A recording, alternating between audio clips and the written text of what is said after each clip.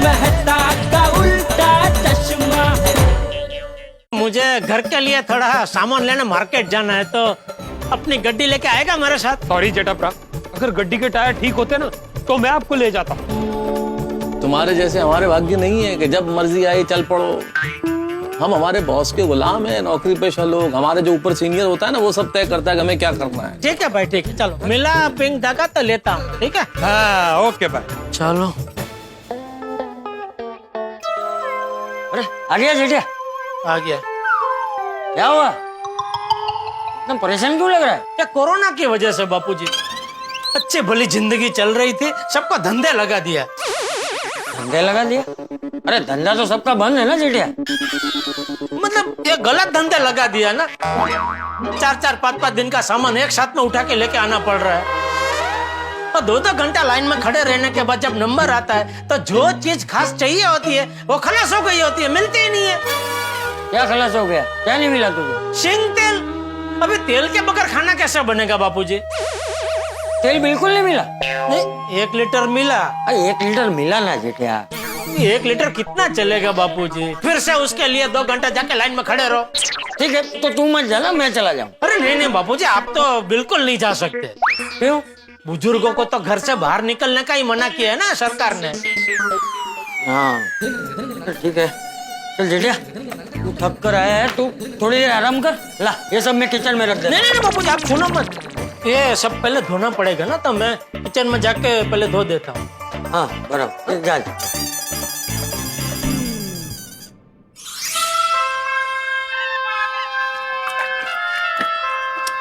ए भगवान, ये अभी कब तक चलने वाला है ऐसे? ये सच में मैं बहुत थक गया हूँ। ये रोज रोज सब्जी धोना, खाना पकाना, पूरे घर में झाड़ू पोछा लगाना। अरे कमर की तो ऐसी हालत हो गई है कि बैठना चाहूँ तो बैठ नहीं सकता हूँ, और अगर गलती से बैठ गया तो फिर से खड़ा नहीं हो सकता हूँ। और थकान के मारे अगर मैं थोड़ी देर के लिए लेट जाता हूँ तो बापूजी आके चिल्लाते, ए भाई तू लेट क्या गया? उठ उठ उठ उठ उठ उठ। सुबह एक बार उठने के बाद दिन में कभी भी सोना नहीं चाहिए। लेकिन बापूजी मैं सोया कहाँ हूँ, मैं तो सिर्फ थोड़ी देर के लिए लेटा हूँ। नहीं नहीं नहीं, लेटना भी नहीं चाहिए। भगवान, ये कोरोना ने तो सच में परेशान कर दिया है। कुछ करो इसका, अभी बहुत हो गया। अरे ये क्या पापा, मुझे बुला लेते, मैं आपकी हेल्प कर देता। हटिए मैं कर देता हूँ। ठीक है भाई, तू ये दो है ना, तू ये साफ कर, तब तक मैं ये साफ करता। हाँ ठीक है।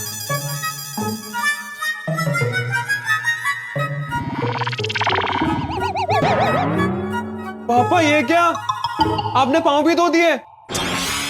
हे भगवान। क्या पापा? अरे वो सब्जी की थैली मैंने पूरी इसमें खाली कर दी ना, तो भूल गया अंदर पाँव भी है। आज पाव भाजी खाने का कितना मन था। हाँ बेटा, मेरा भी।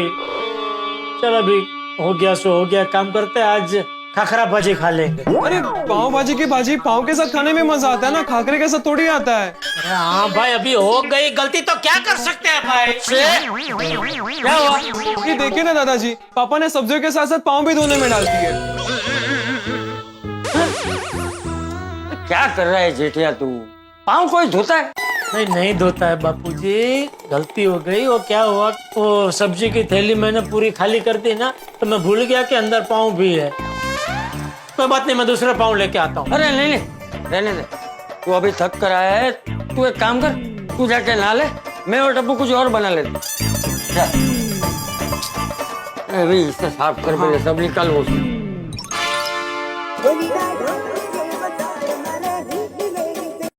हाँ बोल भाई। हाँ सेठ जी, कैसे हैं आप?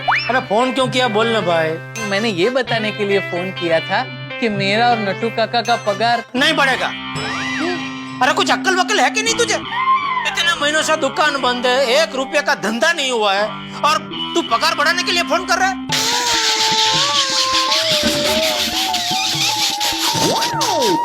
क्या हुआ, हंस क्यों रहा है? सेठ जी, मैंने फोन ये बताने के लिए किया था कि इस लॉकडाउन में भी आपने मेरा और नट्टू काका का पूरा पगार एकदम टाइम पे भेज दिया, इसलिए आपका आभार व्यक्त करना चाहता हूँ।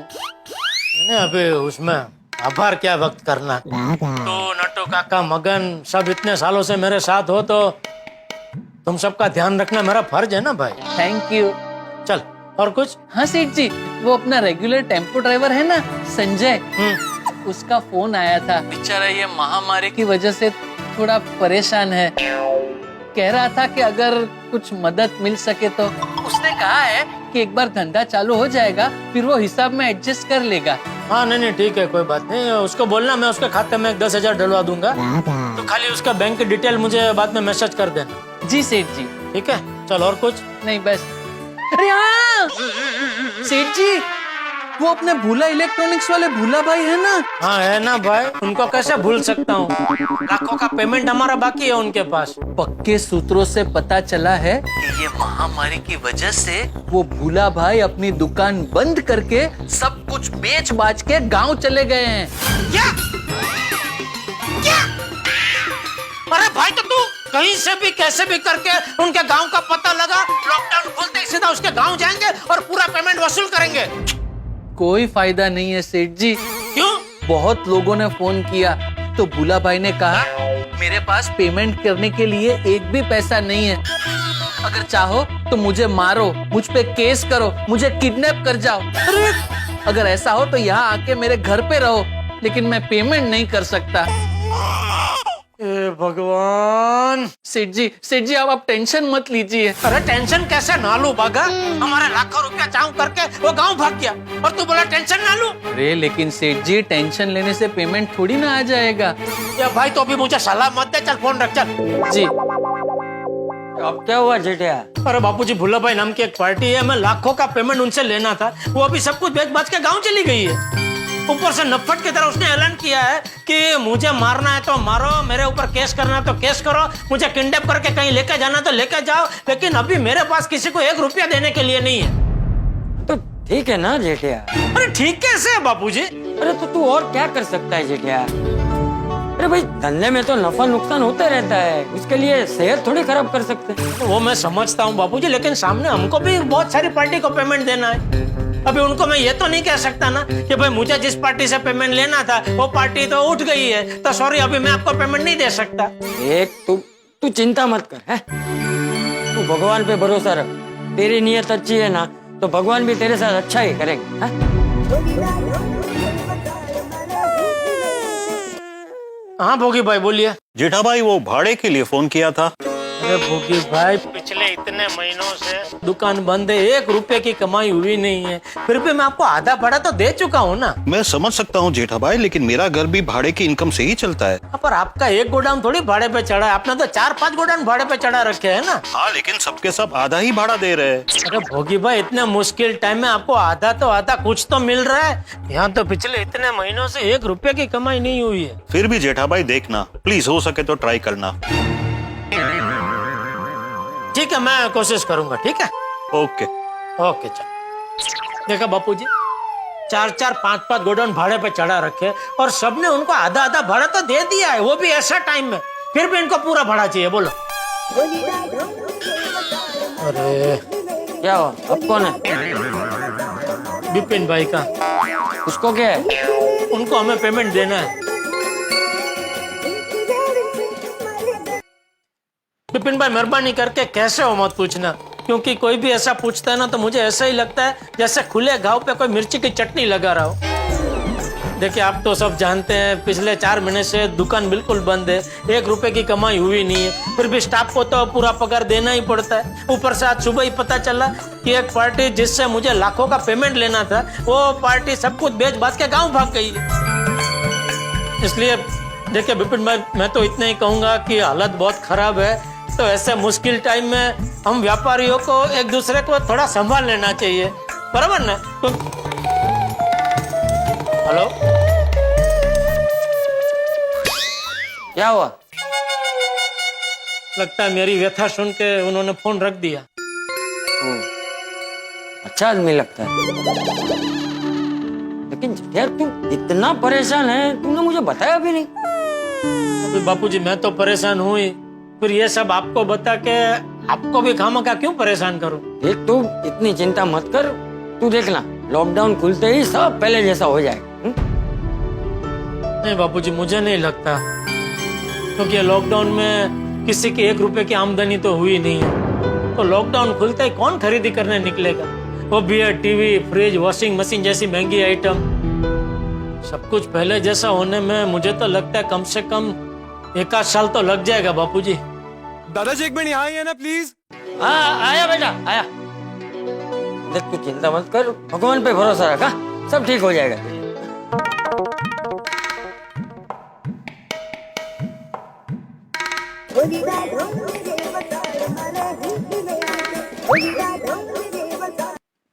बोलिए बोलिए लालू भाई, कैसे हैं आप? एकदम फर्स्ट क्लास। अरे ऐसे मुश्किल टाइम में फर्स्ट क्लास बोलने वाले आप पहले आदमी मिले। भाई हमको भी समझाओ कि लॉकडाउन में कोई फर्स्ट क्लास कैसे रह सकता है? अरे जेठालाल तुम तो जानते हो ना भाई, मेरा शेयर बाजार का काम है और लॉकडाउन में भी शेयर बाजार चालू ही है। हाँ, लेकिन शेयर बाजार में भी अभी तो मंदी है ना। जेठालाल अपना जजमेंट एकदम सॉलिड है, मंदी में भी तेजी का धंधा करता हूँ। शेयर बाजार में रोज कमाई की कमाई हो रही है। अच्छा, अच्छा नहीं, बहुत अच्छा, रोज 10-20 हजार की कमाई हो जाती है। क्या बात कर रहे हैं लालू भाई? अगर ऐसा था तो मुझे भी बताना था ना, मैं भी जंपला देता शेयर बाजार में। मेरी मानो तो शेयर बाजार की जानकारी हो तभी इसमें पढ़ना चाहिए। हाँ, तो आपकी दोस्ती कब काम आएगी? चलो देर से ही सही, मैं भी शुरू कर देता हूँ। आपके ज्ञान की गंगा थोड़ी मेरी और बहा देना। हाँ, आप भी मुझे थोड़ी अच्छी अच्छी टिप्स देते रहना। पक्का पक्का, पहला आप अपना ऑनलाइन डीमेट अकाउंट खुलवा लीजिए, फिर मैं आपको सब समझा देता हूँ। हाँ पक्का पक्का, अभी खोल देता हूँ मैं। और बोलिए कैसे याद किया मुझे आज? वो जेठालाल मुझे अच्छा सा लेटेस्ट लैपटॉप चाहिए। हाँ जरूर मिल जाएगा, बस ये लॉकडाउन में थोड़ी छूट मिलते ही मैं क्या करता हूँ, आपसे बात करके एक बढ़िया सा लेटेस्ट पीस लैपटॉप का आपको भिजवा दूंगा। ठीक है? ठीक है ठीक है। और बोलिए, और कोई सेवा? नहीं नहीं, और कुछ नहीं। ओके चलिए। अच्छा वो टिप का भूलना नहीं है। हाँ हाँ, पहले आप अकाउंट तो खोल लीजिए। अरे अभी अभी मैं खोल लेता हूँ, अभी खोल लेता हूँ। ओके ओके चलिए, बाय बाय बाय। चलो, शेयर मार्केट के जरिए लॉकडाउन में कमाई करने का कोई तो रास्ता मिला। अरे टपुआ, टपुआ। हाँ पापा। अरे बेटा, तेरा लैपटॉप लेके आना जरा। क्यों? वो शेयर बाजार के लिए मुझे ऑनलाइन एक डीमेट अकाउंट खोलना है। ओह, अभी लेके आया? हाँ। अरे एक मिनट डब्बू, क्या शेयर बाजार? हाँ बापूजी, मेरे एक दोस्त है लालू भाई, उनका अभी अभी फोन आया था। उनका शेयर बाजार का ही कामकाज है, तो वो कह रहा था कि यार लॉकडाउन में भी वो शेयर बाजार से रोज के 10-20 हजार रुपये कमा रहे। लेकिन तुझे शेयर बाजार में कुछ समझ में आता है? नहीं तो लालू भाई है ना बापूजी, उनका बहुत अच्छा ध्यान पड़ता है शेयर बाजार में, तो उन्होंने बोला कि तू एक ऑनलाइन ये डीमेट अकाउंट खोल ले, फिर मैं रोज तुझे अच्छे अच्छे टिप्स देता रहूंगा। मतलब अपनी मेहनत की कमाई किसी और के भरोसे तू शेयर बाजार में लगाएगा? तो बापूजी कुछ तो करना पड़ेगा ना। अभी ये लॉकडाउन में मैं घर में यहाँ से वहाँ खाली घूमता रहता हूँ, कभी झूले पे बैठता हूँ, कभी बालकनी में जाता हूँ। ऐसा लगता है कि ये लॉकडाउन में घर में आटा फेरा मारने के अलावा और खाने पीने के अलावा जिंदगी में और कुछ बचा ही नहीं है। और ऊपर से वो गोडाउन का भाड़ा, फिर स्टाफ का सब पगार, वो सब तो खर्चे चालू ही है, और कमाई 1 रुपये की नहीं हो रही है। तो मैंने सोचा अभी लालू भाई ने रास्ता बताया है तो थोड़ी कोशिश करके तो देखते हैं। देख जेठिया, जेने कक्को ना आवड़तो है ने એને બારકડી ન જ આવડે। मतलब दादाजी? मतलब बेटा, जिसे वर्णमाला के शब्द न आते हो ना, वो आगे पढ़ाई नहीं कर सकता। वो मैं समझता हूँ बापूजी, लेकिन आखिर कब तक ऐसे निठल्ले बैठे रहेंगे? कुछ तो करना पड़ेगा। जा जा भाई, लैपटॉप लेके आ जा। हाँ। अरे एक मिनट टपुड़ा, देख जेठिया, मैं क्या कहता हूँ, तू किसी और की भी सलाह ले, हैं? जो ये सब शेयर बाजार का कामकाज जानता हो, उसके बाद तुझे जो करना है वो तू कर। ऐसे जरूरत नहीं है बापूजी, लालू भाई का बहुत जबरदस्त ध्यान पड़ता है शेयर बाजार में। फिर भी आप कहते हैं तो ठीक है, मैं पूछ लेता हूँ। किसको पूछूं? अरे ले मैं इनको ही पूछने का सोच रहा था बापूजी। कौन है? तेजी भाई। वो कौन है? इनका भी शेयर बाजार का ही कामकाज है। हाँ, तू बात कर। हाँ, किधर पे? हाँ तेजी भाई, कैसे हैं? आपको तो मौजा ही मौजा होगा नहीं? अरे नहीं भाई नहीं, हालत बहुत खराब है। अरे क्या बात कर रहे हैं तेजी भाई आप? ये लॉकडाउन में एक ही तो धंधा है जो चालू है, शेयर बाजार का। अरे शेयर बाजार का तो नाम ही मत लो। क्यों? ये कोरोना की वजह से ऐसी मंदी आई है, मेरी तो हालत ही खराब हो गई है। जो शेयर में पैसे डाले थे वो सारे शेयर के भाव टूट गए, सारे पैसे गए मेरे। नहीं, लेकिन वो लालू भाई तो कह रहे थे कि वो रोज के 10-20 हजार कमा रहे हैं। अरे जेठा भाई उसका नसीब जोर कर रहा होगा, बाकी तो बड़े बड़े लोग उठ गए। अच्छा, तो मतलब अभी शेयर बाजार में पैसे रोकने जैसा नहीं है। जेठा भाई दोस्त के नाते एक सलाह दे रहा हूँ, अभी शेयर बाजार में 1 रुपया भी मत डालना, नहीं तो जो है वो भी चला जाएगा। मेरा 1 रुपये का 10 पैसा हो गया। ओ अच्छा, ठीक है, चलिए। अरे जेठा भाई, हाँ मैंने खास ये बताने के लिए फोन किया था कि जो मैंने ऑफिस के लिए 3 एसी के ऑर्डर दिए थे ना। हाँ, मुझे याद है। ये लॉकडाउन में थोड़ी सी भी छूट मिलती है ना, तो मैं वो डिलीवरी करवा दूंगा। नहीं, वो डिलीवरी मत करवाना, वो कैंसिल कर देना। क्यों? अभी हाथ में पैसे नहीं है, सभी पैसे शेयर बाजार में घुस गए, इसीलिए। अच्छा, ठीक है। सुन लिया? मेरी जिंदगी तो चकडोर जैसी हो गई है बापूजी, कभी ऊपर तो कभी नीचे, कभी खुशी तो कभी गम। और लालू भाई की बात सुन के मुझे तो लगा कि शेयर बाजार का रास्ता फूलों जैसा है, लेकिन अब ये तेजी भाई की बात सुन के लग रहा है शेयर बाजार का रास्ता तो कांटों से भरा हुआ है। देख जेठिया, ये जिंदगी का जो रास्ता है ना, वो भी गुलाब के फूल जैसा ही होता है। जैसे गुलाब के फूल के साथ हमेशा कांटे होते ही है, उसी तरह जिंदगी में भी खुशी के साथ गम होते ही है। देख मेरी बात मान, तुझे जो धंधा आता है ना उसी पे ध्यान दे, इधर उधर ध्यान मत दे। दादाजी खाना तैयार है, मैं लगा दूं? हाँ, खाना लगा दो। चल जेठिया, खाना खा लेते। नहीं बाबूजी, आप खा लीजिए, मुझे भूख नहीं है। देख जेठिया, तू चिंता मत कर, मैंने कहा ना सब ठीक हो जाएगा। अरे कब ठीक हो जाएगा बापूजी? पिछले कितने महीनों से इसी आस पे तो हम बैठे हैं कि सब ठीक हो जाएगा, लेकिन कब ठीक होगा किसी को कुछ पता नहीं है। इस बीमारी का ना कोई इलाज है ना कोई दवा है, बस घर पे बैठे रहो और बैठे बैठे जेब से पैसे को जाते हुए देखते रहो। पता नहीं है मुश्किल वक्त को और कब तक काटना है। देख जेठिया, अरे ये वक्त जैसा भी है हमें इसे गुजारना ही है, फिर हम इसे टेंशन में गुजारे या शांति से गुजारे ये हम पर है। इसीलिए हम जितना अपना दिमाग शांत रखेंगे ना उतना ही हमारे लिए अच्छा है, समझा? चल खा ले। नहीं बापूजी, सच में मुझे भूख नहीं है, आप खा लीजिए। जेठिया बापूजी प्लीज प्लीज, सच कह रहा हूँ, मुझे बिल्कुल भूख नहीं है, आप खा लीजिए प्लीज। हे भगवान, ये क्या हो गया है मेरे जेठिया को? जेठिया हमेशा कितना खुश रहता था, छोटी छोटी बातों में भी अपनी खुशी ढूंढ लेता था। फाफड़ा जलेबी मिलने पर तो ऐसा खुश होता था जैसे कोई पकवान मिले हो।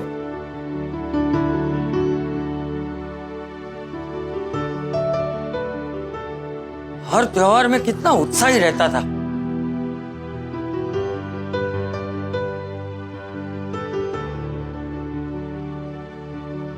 हे ईश्वर, ये कोरोना वायरस ने हमेशा खुश रहने वाले और उत्साही जेठिया को आज कितना मायूस और चिड़चिड़ा बना दिया है।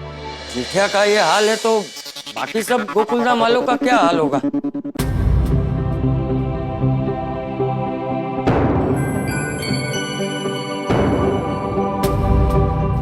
ये क्या हो गया है मेरे गोकुलधाम को?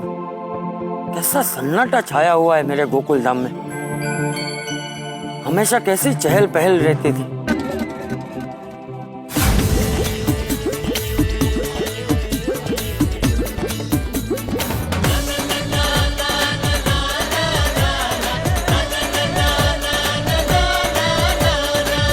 सब लोग कितनी हंसी मजाक किया करते थे। मौज मजे और हल्ला गुल्ला यही हमारा काम है, सात अजूबे इस दुनिया के आत्मा गोकुलधाम है, इस दुनिया के आत्मा गोकुलधाम है।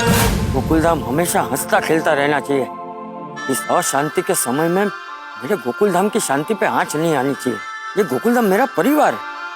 पहले सब लोग ठीक है कि नहीं वो जानना जरूरी है। कहीं सबका हाल जेठिया जैसा तो नहीं है? मुझे पता लगाना होगा। मैं सब बेटियों के साथ बात करके पता लगाता हूँ। दोस्तों चंपक चाचा एक्शन में आ गए। जेठालाल की परेशानी जान के उन्होंने ये फैसला कर लिया कि वो ये जानेंगे कि गोकुलधाम में बाकी सब लोग कितने परेशान हैं, किस तरह से परेशान है या परेशान है भी या नहीं। ये एक बुजुर्ग के जीवन का अनुभव होता है। हम लोग समझते हैं कि हम कितने परेशान हैं, बुजुर्ग ये सोचते हैं कि सभी कितने परेशान हैं। उनका कर्तव्य होता है कि फिर वो उनकी परेशानी दूर करे, और चंपक चाचा ने यही फैसला किया है कि वो जानेंगे कि कौन कितना परेशान है। लेकिन चंपक चाचा के लिए ये जानना कि हम कितने परेशान हैं इतना आसान नहीं होगा। ये किसी भूल भुलैया से रास्ता तलाश करने जैसी बात है कि सीधा रास्ता न जाने किस तरह मिलेगा। लेकिन मित्रों, आपको रास्ता जरूर मिलेगा, एक बड़ा ही रोचक रास्ता। जिस तरह गन्ने को हम निचोड़ते हैं और उसमें से मीठा रस निकलता है, ठीक वैसे यहाँ परेशानी और हालात हमें जितना निचोड़ेंगे आपके लिए हाथ से रस निकलेगा। तो अब देखने वाली बात ये होगी, क्या चंपक चाचा जान पाएंगे कि सभी लोग कितने परेशान हैं या परेशान नहीं है, और जान पाएंगे तो किस तरह यात्रा कितने विकट होगी। ये जानने के लिए देखते रहिए तारक मेहता का उल्टा चश्मा। देखते रहिए, हंसते रहिए। उनका तो दिमाग खराब हो गया है। रोज वही नाटक, वही रोज का झमेला है। लौकी है, ककड़ी है, करेला है। क्या बोल रहे हैं तारक आप? अपने दर्दे दिल के दरवाजे खोल रहा हूँ, और जो सच है खरी खरी वही बोल रहा हूँ। मुझे ये कैंडल लाइट डिनर नहीं चाहिए। चाचा जी, इस लड़के ने मेरे नाक में दम कर रखा है। वाह बेबी, ये ऐसे झूठ बोल रहे हो तुम? हाँ? पढ़ाई के नाम पे बुक में मोबाइल रख के गेम खेल रहे हो। ये गोकुलधाम में शांति जैसी दिख रही है वैसी है नहीं। इस शांति के पर्दे के पीछे बहुत सारी अशांति। हेलो दोस्तों, अगर आपको तारक मेहता का उल्टा चश्मा के अपडेट्स सबसे पहले चाहिए तो जाइए हमारे YouTube चैनल पर और सब्सक्राइब कीजिए।